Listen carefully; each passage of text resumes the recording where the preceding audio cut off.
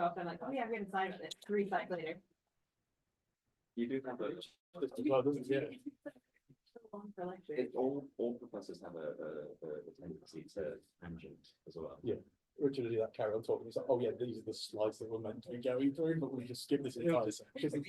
Well, it's because he's got these sheets of notes and new drawings, so he doesn't do it off of what's on the board, does it?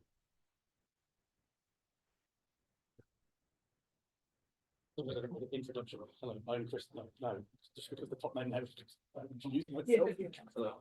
I'm also Krysten.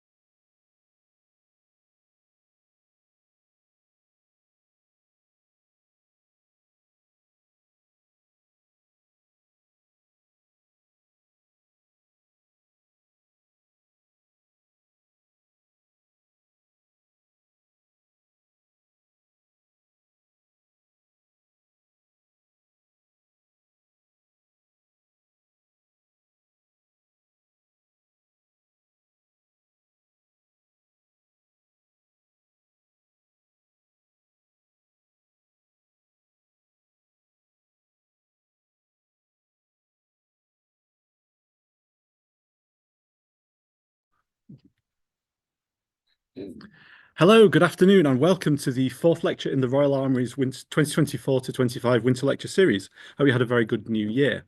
I'm Mark Bennett, I'm the museum's research manager. Thank you very much for joining us today. The Royal Armouries is the UK's national collection of arms and armour. It started life as a medieval stockpile of weapons at the Tower of London.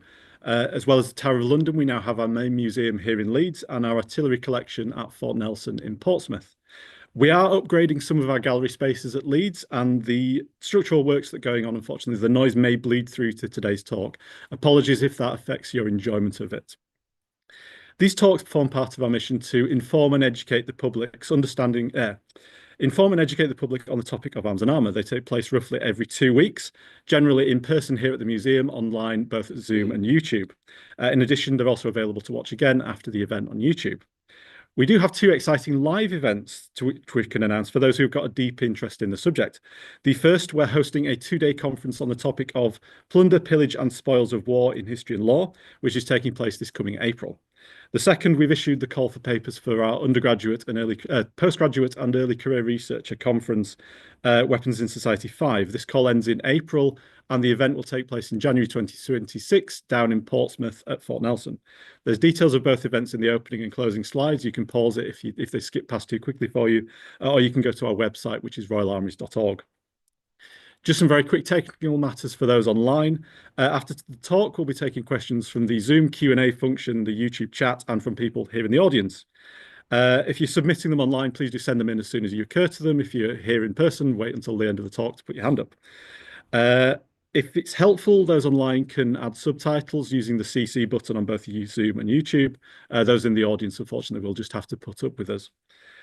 I'd particularly encourage everyone to submit us some feedback after the talk. So you can scan the QR code if you pause the intro slides, or I will put a link in the Zoom and the YouTube chat for you to access.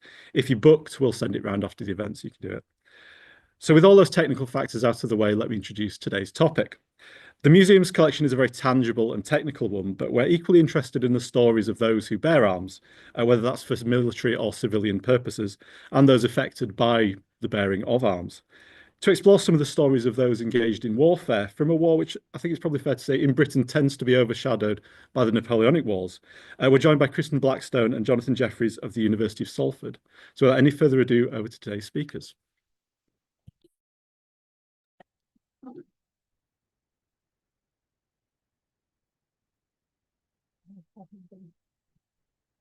Right. Like all good stories from historians, this one starts in an archive. My PhD was on morale of soldiers in the Continental Army, which is the army that was created in 1775 at the start of the American Revolution to fight for independence from the British Crown. Although measuring morale in this period is basically impossible, I was able to study what factors determined soldiers' morale.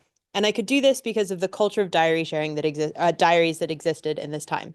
Soldiers left hundreds of diaries that were kept and have been preserved and are now available to read. Literacy rates in the American colonies, just so everyone's on the same page, during the late 18th century were some of the best in the world. So in New England, which is the northern part of the colonies, white men had about an 85% literacy rate, which remained roughly the same throughout the 18th and the 19th centuries. The mid-Atlantic colonies' literacy rates were between 50 and 60% on average, and the southern colonies' literacy rates were likely below 50%, but it's really hard to tell definitively. These numbers, of course, also vary widely between rural and more urban areas, particularly in the South. But either way, there was a huge body of soldiers' diaries that I was able to read during my research. And about 2 years into my PhD research at the Society of Cincinnati, which is a wonderful archive in Washington, D.C., I was reading soldiers' diaries from a specific campaign called the Sullivan Campaign. I had read well over 100 diaries at this point, and I was pretty accustomed to their conventions, their writing styles, their phrasing, their level of detail. Although the soldiers whose diaries I studied were obviously literate to some degree, most of them had fairly basic writing skills. Because of that, most diaries were written very simply, and they all read fairly similarly. So I put some examples on the screen for you for what soldiers typically write about. On the whole, it basically means every entry a soldier puts is fairly straightforward and says something like, March 25 miles. It snowed. There's nothing overly complex in any of these. They are just, this is what I did today in the simplest terms as possible. The entries do occur daily, but they're often brief and, as you can see, written in very basic, plain language. Because of this, as I was reading one diary, I was struck by a really unusual combination of words. So in the same sentence, the soldier used the word Golgotha and the word propriety. Now, biblical references cropped up often enough that Golgotha didn't really raise any huge eyebrows for me, but propriety did. It's an unusual word for a soldier to write. A few weeks later, I was reading another diary, and it became really obvious to me that the sentence I was reading were words that I had read before. The phrase came up a second time. The phrase, "It may with propriety be called Golgotha," was staring at me again. It's unusual one soldier would use that phrase. It's absolutely impossible that two would. After some searching, I found yet again more entries that it used at least similar phrases. So the one on the bottom is slightly different, and it says, "This place with propriety may be called the place of skulls." The place of skulls is the literal English translation of the Aramaic word Golgotha. So this discovery turned into a deep dive into soldiers' diaries during the Sullivan campaign and revealed fairly quickly that soldiers were sharing or copying each other's diaries. There were entries, sometimes for months at a time, that were absolutely identical.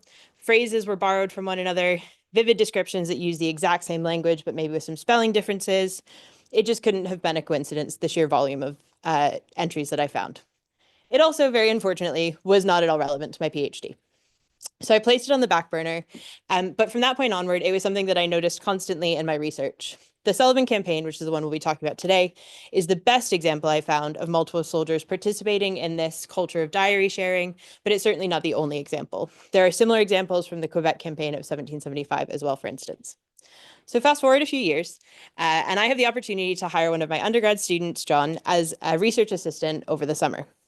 This was a perfect opportunity for me to get back into this idea of diary sharing and study it in a bit more detail. So I let John get into the diaries and look at the primary sources, while I tried to find some secondary sources and see what other historians had said about it. And what I found essentially is that historians haven't written much on this practice at all. It's referred to incredibly infrequently, not just in studies of the Continental Army itself, but studies of any conflict that I could find.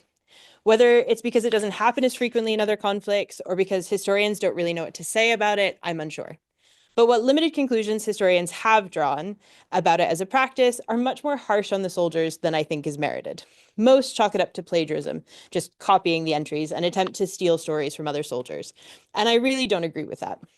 And I don't agree largely because, as hopefully you'll see in a bit, the sheer amount of entries that are copied and the way that they are copied strongly suggests a willingness of both people to engage in the sharing of the diaries. There are also still enough differences that it's evident that these diary entries are copied at the time. They're often interspersed with the diary owner's own thoughts that are different from the one they're copying. These weren't really done after the conflict with any sort of nefarious intent. They're written on a fairly daily, regular basis. So for today's talk, John and I are going to focus on diary sharing during the Sullivan campaign, which takes place in 1779. We'll start by going through the background of the campaign, and then we'll look at some examples of the types of diary sharing we discovered, and from there we'll draw some conclusions about what this could mean as a historic practice.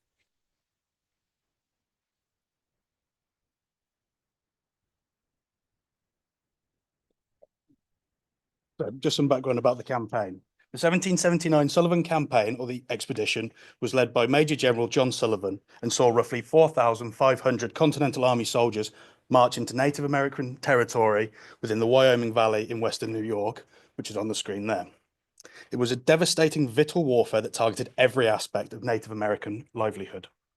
The intended target of the expedition was the Iroquois Confederacy, a group of 6 Native American tribes. During the Revolution, a majority of the Iroquois Confederacy sided with the British. Only one of the tribes did not, and they were conducting raids across the frontier in 1778. The raids not only targeted sparsely populated frontier settlements, but had a devastating impact on the Continental Army supply lines, causing more food shortages than were typical at the time.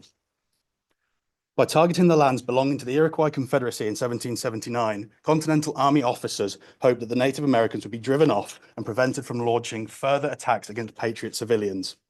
Officially, the expedition westward was explained as an effort to ensure the present and future safety of those on the frontier, and a war measure carried out to take revenge in response to the deaths that had been caused the prior year. The force had orders directly from George Washington, which stated, and I quote, that the country may not be merely overrun, but destroyed.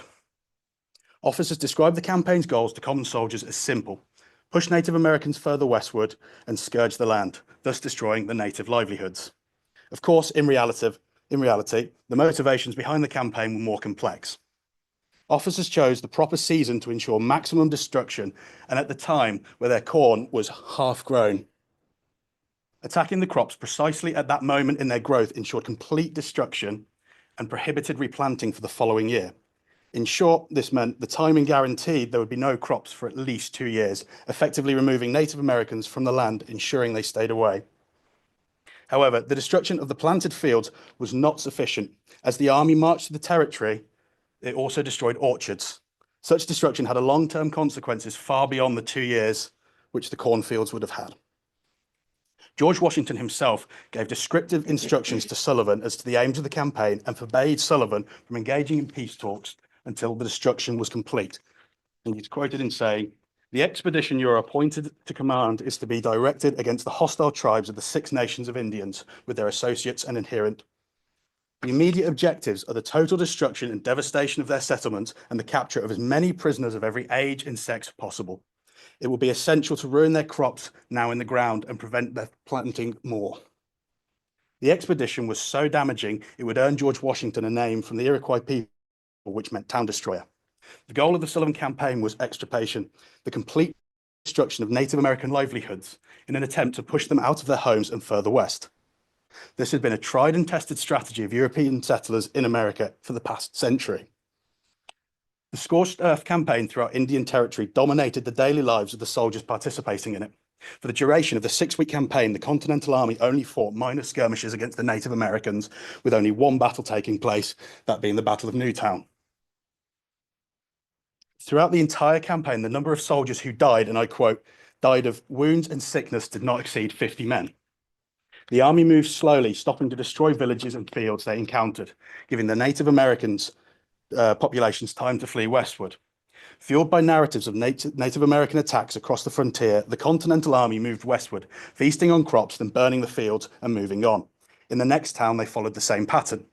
Soldiers feasted, soldiers burned the fields, orchards and towns, soldiers continued marching. The Sullivan campaign was the only part of the Revolutionary War that soldiers described themselves as feasting at all, let alone multiple times within a few months. Jeremiah Fogg noted on the 27th of September that on their march, his regiment encountered, quote, "an immense quantity of corn, some of whose stalks measured 15 feet. Beans and squashes grew in abundance, and a greater quantity of which was never eaten in 24 hours by the same number of men." Again, we cannot emphasize how rare this is. As the expedition moved further into Indian Territory, the destruction of fields became more frequent. So did the feasting of the army. As the immediate cause of the Sullivan expedition was simple, defense of civilians and by extension, destruction of Native Americans, morale in the Continental Army throughout this campaign was uncharacteristically high. It's the only time I can actually definitively say morale was fairly high in the Revolutionary War. Protecting life, liberty, and property was a consistent mantra of the Continental Army, and the Sullivan campaign provided a decisive victory for that cause. Soldiers appeared to make no distinction between the Native Americans they were chasing and whose livelihood they destroyed, and the others whose actions they were seemingly working in retribution against. George Washington described the Sullivan campaign as one of retribution. His exact words to the Marquis de Lafayette was that it was a campaign of chastisement. It's important to note here, however, that the actual aims of the campaign are not quite as simple as it was described to the soldiers. We're happy to discuss this further in the questions, but had the campaign truly been about one of retribution, not about territorial gains or hatred of Native people, evidence of similar campaigns across the frontier would exist. But as it happens, there is no other campaign like this. The Continental Army left the Appalachian Territory to the southwest almost entirely unprotected. The distinct lack of protection or retribution Washington provided for civilians on the rest of the western frontier suggested that this campaign, at its heart, was about something else entirely. The expedition had been launched to attack the very way of life of the Iroquois people. In this sense, the campaign was incredibly successful. The army evicted tribes from their homes and destroyed years' worth of nourishment. By the end of the expedition, John Sullivan estimated that, quote, his army had destroyed 40 towns, 160,000 bushels of corn, and vast quantities of fruit and vegetables. Native Americans fleeing from their homes sought refuge at the British garrison fort in Niagara, where almost 5,000 Native refugees arrived. The garrison faced the harshest winter on record, a medical crisis, and were ill-equipped to provide for those who came to seek refuge. When the snow melted, inhabitants of the camp found bodies of some 1,000 Native Americans and countless others who had died from disease and starvation within the camp. Although the deaths were not directly at the hands of the Continental Army was certainly the cause of it. Now you understand the background of the campaign, we can move on to those who were sharing their diaries. This is a breakdown of the force that was led by Sullivan. The majority of the diaries that I focused on during my time working with Dr. Blackstone, due to the availability, were from men from the 3rd New Hampshire Regiment, led by Lieutenant Colonel Henry Dearborn. We've broken down the practice of diary sharing into 3 categories that appear frequently during the Sullivan campaign. On the screen will be some examples we have found, though many more examples exist. The first category is very straightforward. Entries that are exactly the same, but in different soldiers' diaries, copied entries. Here's an example from entries from Major James Norris and Brigade Major Elijah Marshall. They're both describing a Native American war club, and their diaries both feature a very, very similar drawing of the item. So entries such as these suggest that there was some copying. It's a very straightforward process. Likely a diary was handed over and someone transcribed the information from one to another. There's no evidence to suggest that this is nefarious or anything other than a two-way street. It appears that sharing was an accepted and at least encouraged practice in this particular group of officers. There are also some entries where the wording is verbatim, but sometimes the dates are different, and this likely simply suggests an error on behalf of the person noting down the entries after the event, and reinforces the idea that soldiers are copying these at various points during the campaign, not necessarily on the day. More importantly, it does demonstrate a desire soldiers have to have a full and consistent record of their time in the Continental Army, which is something I found during my PhD research as well. Soldiers write in their diaries pretty much every day. The second category is entries describing the same things, events, movements, etc., and are largely word for word, but with grammatical discrepancies, occasional detail differences. These entries are similar to the first category, but less exact. And here we have entries from Sergeant Moses Fellows and James Norris again, describing them marching to the town of Canawallahala. As you can see, they've disagreed with the amount of miles they marched, which is quite common between soldiers' diaries, not having an exact number. So diary notations like this, where the entries are basically verbatim, but the spelling is different, or there are tiny details or occasionally additional information given on one and not the other, suggest that potentially soldiers read out their diary and officers copied it after the events have happened. In these instances, there are often more than 2 diaries that are similar. So there are other diaries that have these exact same information on them. We just didn't have room to put them on the slide. It's possible that someone was tasked with taking notes while they were on their exploits, and then they relayed their notations to everyone else once they were in camp. This fits in very well with practices in the 18th century. Most documents were written to be read out loud. The Declaration of Independence, for instance, although a document now that we read is one that was originally declared. There would be people in town squares reading out so everyone could listen and absorb that way. So it's not surprising that officers participate in similar things about their exploits on the time. Why this happens, again, is definitively hard to say. It could be to save others time while ensuring a record was still kept. It's also possible that there is limited evidence of this, that officers wanted to keep their story straight to some degree. Although very little fighting happened and they killed very small numbers on their expeditions directly, they did still participate in the unhindered destruction of native homes, crops, orchards, the livelihood of Native Americans. Thousands of Native Americans. Officers certainly reflected their understanding of this destruction in their diaries, some of them even going as far to ponder the idea that their actions might not be well looked back on. On the 26th of August, Edward Hand penned a letter to Jasper Yates, burdened by the opinions of future historians.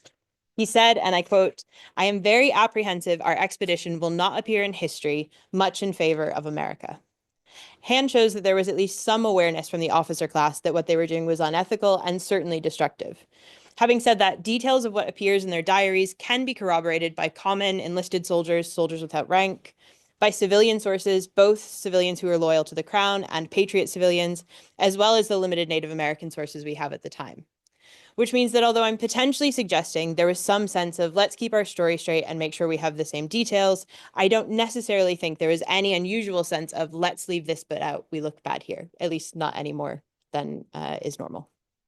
Finally, the third type of entries describing this were describing the same event where soldiers wrote largely in their own words, but with the inclusion of identical phrases across various diaries. Here we have entries from James Norris, Lieutenant Colonel Dearborn, and Sergeant Fellows describing the body of Lieutenant Thomas Boyd and Sergeant Michael Parker, who had both been killed and then bodies mutilated by the natives. So I've tried to put in bold the diary, the quotes specifically that are the same across these. Hopefully you can see them from there. So entries like these in their own words, but also include phrases that were identical across multiple diaries, like the combination of Golgotha and propriety that I mentioned earlier, demonstrate, I think, simply the closeness of the bonds in this officer class. I suspect that officers at the end of the day were participating in what historians refer to as a culture of sensibility. Officers were often men of higher social standing and education, reflected their status as gentlemen through their close, emotionally intimate relationships with other men of the same class. In this case, we can imagine that they returned to their tents at the end of the day and spoke about their experiences, shared their stories, and shared their feelings. The words that these entries includes are particularly emotive, the ones that are included in all of the entries at least.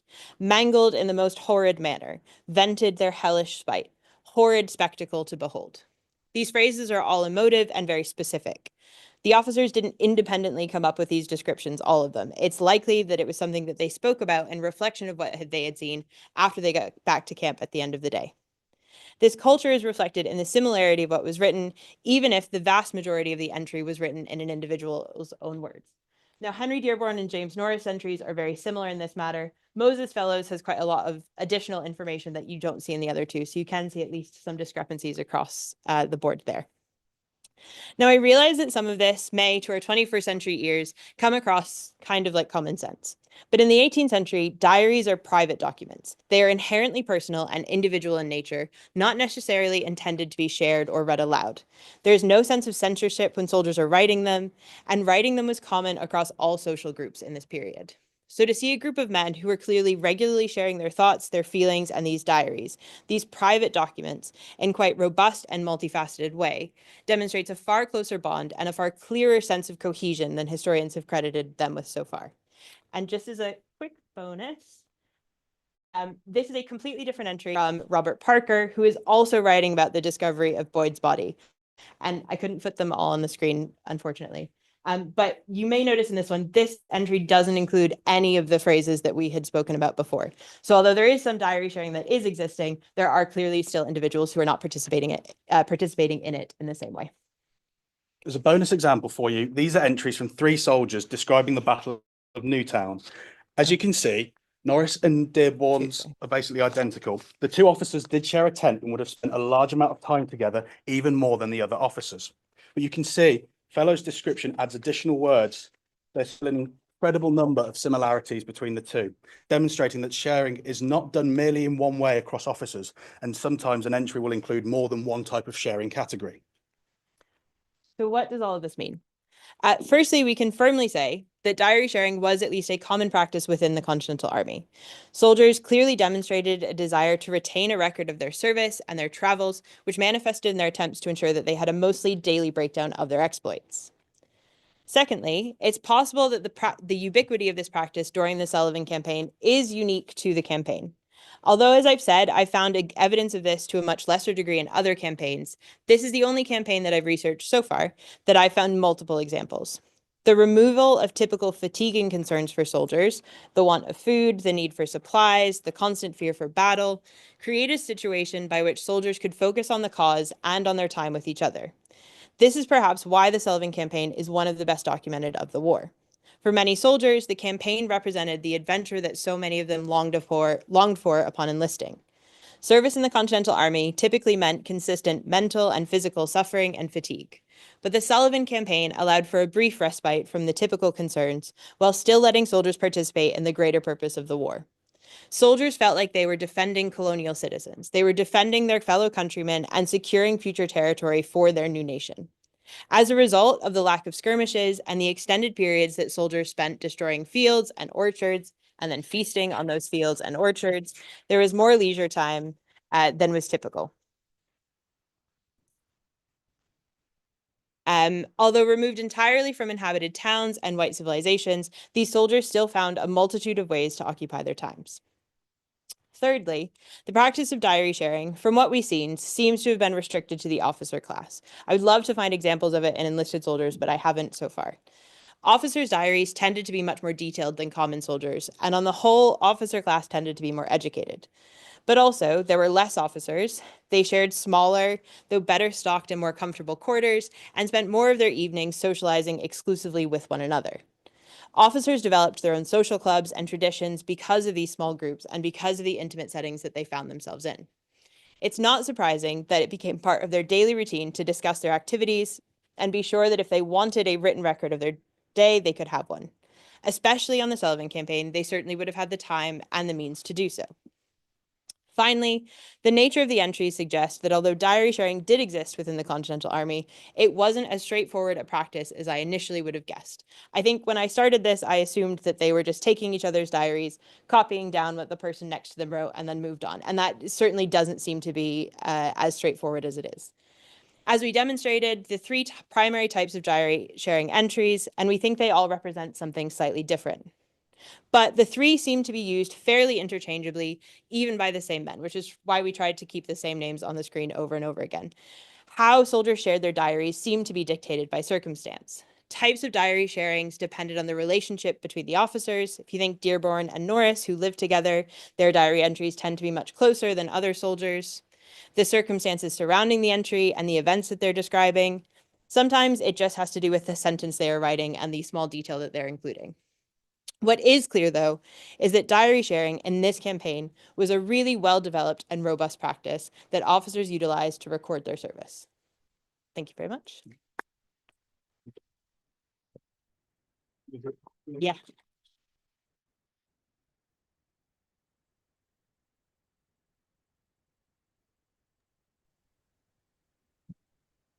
Yes.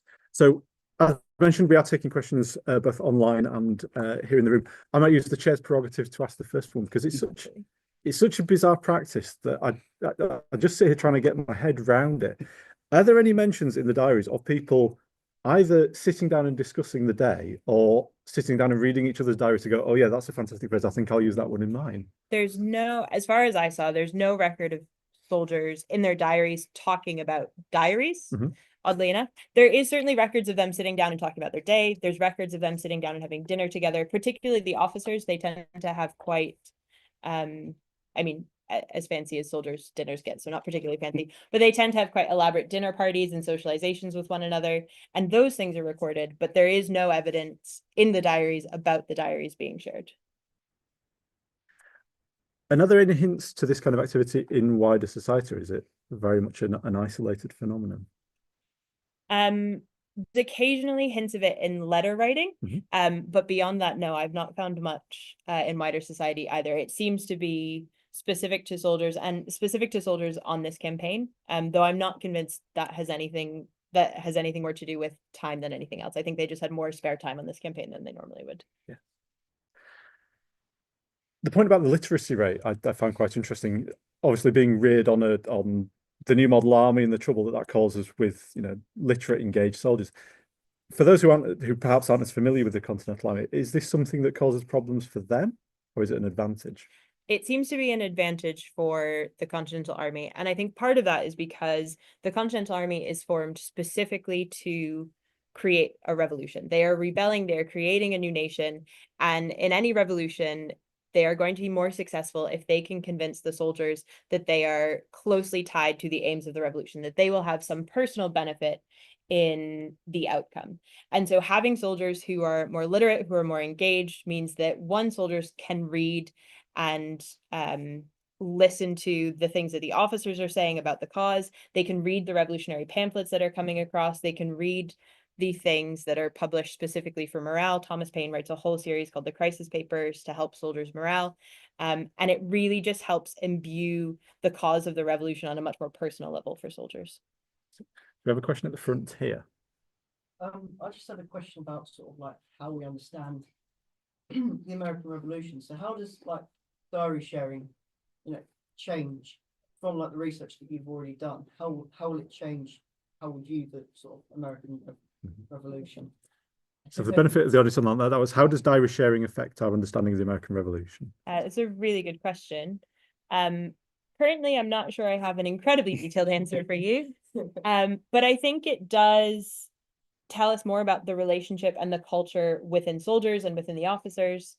And I think the culture in the army has a lot to do with why an army is successful or not. So if we know more about the officers and their relationships with one another, if we know more about how that is related to soldiers, if we know more about the practices soldiers had writing things, we can just learn more about the conflict. I think it will give us a better understanding of why the soldiers fought. It certainly, I think, reinforces the idea that soldiers understood they were participating in something very important. That's why they kept a record of their time so carefully throughout this, is because they understood the significance of their actions on the future course of history to some degree or another. And I think it's just going to give us extra pockets of detail that emphasize how the soldiers viewed themselves in the position of the revolution and the broader goals of the conflict, I think. Question just behind that. Is that effectively the kind of anticipation of how these diaries might be then interpreted or seen that would spark officers in particular to want to, share very careful details together, or that's sort of struck me when you were just saying that. That's also a really interesting question. So I've not seen any evidence of that. As far as I understand, the diaries and the practice of keeping a diary, soldiers do so thinking it's just their personal record of what they've done. And at the time, I don't see any evidence they had any plans to do anything else with it. Having said that, after the American Revolution, especially in the beginning of the 19th century, there's a huge wave of soldiers publishing their diaries as either adventure stories or narratives of their times and troubles. And most do this to get money because they weren't particularly well compensated during the war. And so around these anniversaries, soldiers will publish their stories in an attempt to get a little bit of money, and furthermore, in an attempt to prove to the US government that, no, actually, we are the reason you won this war. We would really like some pensions. Can you please give us some money? But at the time, I don't see any reflection of that, which again, I think is why it's important when looking at these diaries to try to look at the originals as much as possible, because if something's published later, you could have details that are added or shared. And I don't think any details were added or shared. I've certainly not found any evidence that these were changed later for publication, but I haven't seen enough of the published versions and the originals to definitively say that. So I think no, at the time, there isn't a huge change, but I wouldn't completely 100% say that confidently. Yeah, just that. Since when obviously you're saying the diaries have been copied, that they haven't been written by the same person in various people's diaries. That makes sense. Yes. Yes. So question, is it written by the same person? Are there any clues, maybe handwriting, something along those lines? In the original diaries I've seen, no, they seem to be entirely written by the same person. Some of the diaries that we have, Norris, for example, I don't have the original. I've not seen the original. I have just seen the published version. Well, that's not entirely true. I've not seen, it wasn't published as a book like some of the diaries were. It was published in the meetings of a society in the 19th century. So I can't definitively say what the original of Norris's looked like, but the original of Dearborn's or the original of Marshall certainly are written in one handwriting consistently throughout. I think on the back of that as well, with the grammatical choices they're using, it's very clear when you go through the diaries, it's consistent. And I don't think that's evidence of one person's keeping a diary for everybody that's going. There's enough of like an individuality to it. And on the screen, it's grammatical differences, it's spelling mistakes, and you kind of almost learn their personality through their writing. Yeah, it really is amazing how much each individual person has linguistic conventions that they stick to fairly closely. They do it subconsciously with it, just people write differently. But you really can read that through the diaries. Yes, just there. Because of the similarities among a lot of the diaries, do any discrepancies among them seriously hinder how reliable they are? Interesting. Of the Sullivan campaign particularly, which is the ones we've looked at in the most detail, I don't think so. If anything, the differences tend to be quite minor. So some will say march 9 miles, some will say march 5. But it's entirely possible that one officer did march 9 miles and one march 5. It's also possible that they're just bad at telling how many miles they march. But most of the discrepancies tend to be on added details where otherwise everything stays exactly the same. So there will be slightly more adjectives, or there will be an extra sentence or two elaborating slightly. But for the most part, the differences are fairly straightforward differences. There's nothing hugely unique that appears, I don't Yeah. think.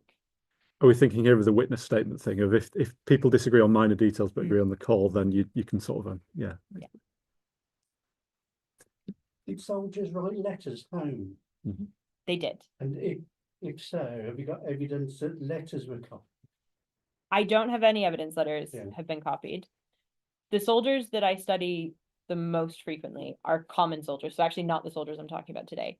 And I have diaries from them, and occasionally you'll also get a letter, but letters I find don't survive as long in history. So it's really hard to have a complete record from a soldier where you have their diary and their letters, and you can compare what they're telling other people versus what they're saying personally. I would love if I could compare all of the letters written and then diaries. For officers, there's a little bit more, but I don't really see any sense of officers copying letters. There are instances where letters are transcribed, so there's two copies of them, but they're the same letter. It's not like the name of who it is going to is changed or who it's attributed to is changed. It's just here is copy 1, here is copy 2. Yep. Just sort of like, just sort of thinking about how you were sort of saying about the sort of the sort of campaign against the Native Americans, sort of like, obviously where you sort of focused on this campaign and obviously with the limited research that you've done, if you were to look at like other campaigns against like the Native Americans, could we sort of see like maybe a shift in the narrative of like George Washington sort of purging the land and sort of seeing like soldiers knowing that it's wrong in their own personal entries rather than going against their own sort of the narrative that we know about the overall command. From what I've seen, enlisted soldiers in particular tend to really buy into what they're told from the officers. They trust their officers, and if an officer says, we're doing this to protect civilians, soldiers accept that. Now, whether they fully accept that and just uniformly are like, yes, okay, we're just doing this to protect civilians, or if they understand deep down that there is something else going on, I'm not sure. They don't actually contemplate that much in their diaries. Their entries are not as reflective as I, as a historian, would love them to be. But so actually the example I had in the talk from Edward Hand reflecting on how this might not reflect well in history is one of the only examples I have that from the entire Revolutionary War. He says it, and one other soldier says something similar about the Sullivan campaign, but otherwise there's not really any reflection on what they're doing might look bad, what they're doing is not okay. They all seem fairly accepting of what they are doing for the greater cause. I think also when you find the examples of when they find Lieutenant Boyd's body, it's in such a horrific state. There is this kind of almost hatred towards the Native Americans. They don't see them as human because this is what they're doing to our friends and fellow soldiers. Yeah. So Absolutely. Yes, just there. I got a question. It's not so much about the diaries, but about the greater cause. So Wyoming Valley, I'm a Western person, so I don't know where that is. But clearly, although I still like George Washington a lot. And there's some other writings where like he told Daniel Boone, hey man, kill those dudes on the way back. And he's like, those are my friends. And they're like, well, you can't eat at my house now. But do we know who settled that? Like about right at the day after the revolution, who moved in and took advantage? Who profited from that? So the Wyoming Valley, just for clarification, because it's a slightly annoying misnomer in modern times, because there is a state called Wyoming, which is very far west in the United States. The Wyoming Valley is actually in New York. So not anywhere close to what we understand as Wyoming today. Yeah, it's a very long one. So it's in Western New York. Immediately after the war, I'm not entirely sure. The Native Americans do make an attempt to come back, but it doesn't last particularly long. However, within about 15-20 years to the ends of the war, the Wyoming Valley is one of the regions that the Continental Army gives land grants to soldiers for as payment of pensions. So actually some of the soldiers who participate in the Sullivan campaign later on in their lives, when they are much older, end up settling there permanently. And I think part of that has to do with how fertile they saw the land being while they were there. Robert Parker actually has this wonderful description about the land that he's seeing and how fertile it is and how it represents the new future of this nation if they win the war, that this is where it is, this, you know, territorial gain in fertile soil. Of course, he entirely leaves out that the reason it is fertile and the orchards are growing so well and there are crops everywhere is because Native Americans have been cultivating the land for many, many years before they arrived. But so soldiers do eventually benefit and go back and settle there. Beyond that, in the immediate aftermath of the revolution, I'm not sure though. Okay. And just to elaborate for people in the audience who may be not that familiar with American attitudes at the time, I presume that what the soldiers are saying, that this is, you know, necessary or a positive good, is not particularly out of line with what we might judge public opinion at the time to be in the American colonies. Yes, the American colony, so the American colonists and really the entire kind of basis of this new American government that forms during the revolution is all based on the idea that for American to prosper and succeed, they will need to expand westward. And so this is a very early version of that expanse westward that you see here. If there aren't any more the problem is I've got a question about methodology, but I can always I already envisage people's eyes glazing over. What was curious, and obviously I wouldn't have wanted to do John out of a summer job, but were you tempted to digitize this and automate the process? Because everyone who's recently submitted an undergraduate essay will know it gets checked for plagiarism against another body of sources. Were you tempted to go along those lines? I was, but one, John is irreplaceable. But two, because as I kind of said at the beginning of this talk, I found this during my PhD, and myself and the librarian and the archivist at the Society of Cincinnati had a wonderful week, like little children, going through and trying to find as many examples of this as we could and calling other archives and being like, do you have this diary? We really need to see the original. But it was so irrelevant to the rest of my PhD. It made it like a 2-sentence footnote. It was really quite upsetting. That I just didn't have time to look at it in any detail. So when I had the opportunity for a summer research assistant, this idea, genuinely all I had was, I have these 3 guys who are talking about Golgotha and propriety, and I have this one other example from a different campaign. I need someone to sit down and go through a stack of diaries that I have to tell me where else these entries can be found. And I'm sure that something digital could have done that, but it would have required either a lot of labor for John going through and scanning, which seems less fun, or a lot of labor for me going through and scanning, which I didn't want to do. And so actually, at this stage in the project, it just made a lot more sense to have someone going through and reading and being able to tell me what is similar here, what is similar there. And actually, I think John probably picked up on lots of things that digitization wouldn't. So the spelling mistakes, John came up with the idea that soldiers were reading these out loud to one another, because I was kind of rattling off a list of diaries I needed him to look at, and he was getting the spelling so wrong on them that he was like, something's weird here.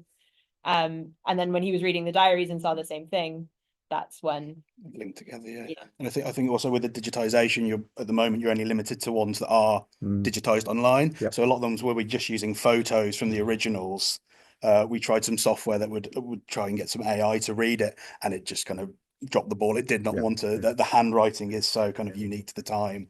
It would have been a massive job to figure out what it's saying. Yeah.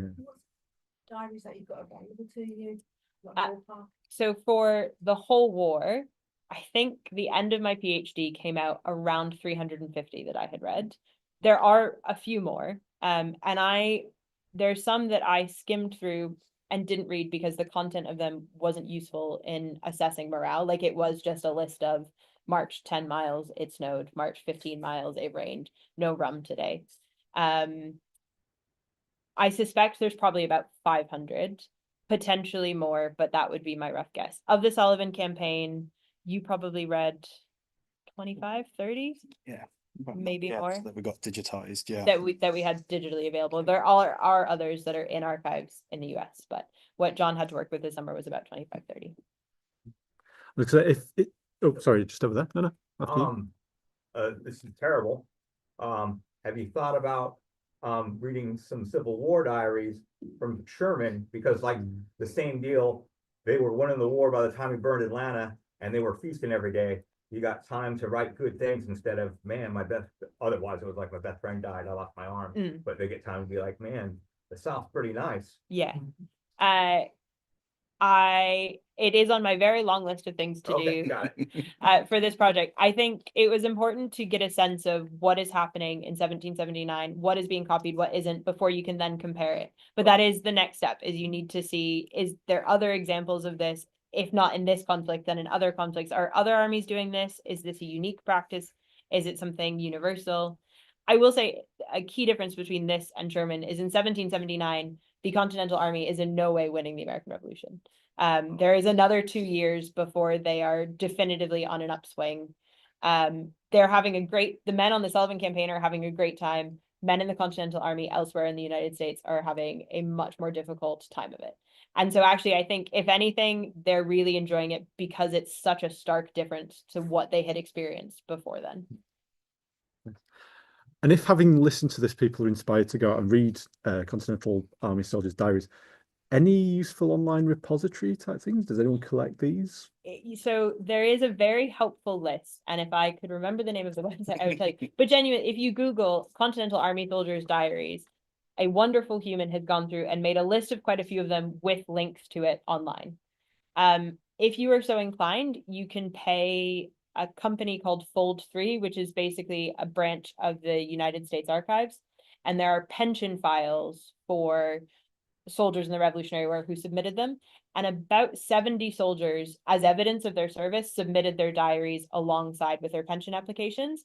And the National Archives have digitized all of them. So there are 70 diaries. If you really want to sit there and read through 18th century dubious handwriting, there are about 70 different ones on Fold3 that you can go through and read of various lengths. Some of them are quite short, some of them are very detailed. And then, as a weird quirk of just the way history works, the Massachusetts Historical Society in the 19th century was quite obsessed with the American Revolution. And what they used to do in their meetings of their members is someone would sit and read out a diary, and then that would be transcribed into their meeting minutes. And those meeting minutes have been typed up and digitized online. So if you can also find the proceedings of the Massachusetts Historical Society in the 19th century, there are probably 30 or 40, at least, excerpts of diaries on there as well. There is one that has been fully printed. It's the Diary of Jeremiah Greenman. It's one of the few diaries that we have pretty much from 1775 to 1783. Soldiers don't normally stay enlisted for the entire conflict. And Jeremiah Greenman's is a pretty complete diary of that time, and it's been turned into a book. So you can also buy and read that. There we go. So plenty of places to read. If there aren't any more questions in the room, I might draw us to a close, if that's okay. Fantastic. So thank you, Krysten and John, for today's talk. Yeah.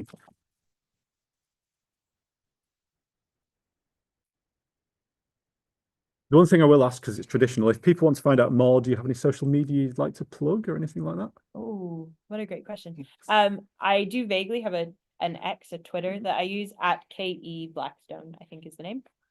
Yeah, I might have to, given how many people are fleeing Twitter, I may have to retire that question. Unfortunately, come with something else. But yes, At some point, I will move to Blue Sky and get one there. But no, thank you both to today's speakers. Thank you also to Katie, who is somewhere behind the scenes managing the feed to YouTube, and to James and Laurie here in Leeds for staging the event. But most of all, thank you to you, the audience, for all your questions, comments, engagement, and fingers crossed feedback if you can provide it. We would very much like to know how you felt about this event. So there are, yes, links to a survey in the closing slides. You've got one here to do. Our next talk takes place on the 29th of January. The museum's collection features many weapons, which are fantastic examples of Victorian technical design: the 7-inch Armstrong gun, the machine-made interchangeable Enfield rifle, and indeed Fort Nelson. However, not everyone was on board either with the financial cost of all of this or the potential human cost of a conflict between European powers. We'll therefore be hearing from Dr. Simon Morgan of Leeds Beckett University, who will look at the peace activism of the Victorian campaigner and radical MP, Richard Cobden. For details of all our talks as they come up, follow us on social media or check out our What's On page, which is on our website. In the meantime, thank you very much for attending, and I hope to see some of you again in 2 weeks' time.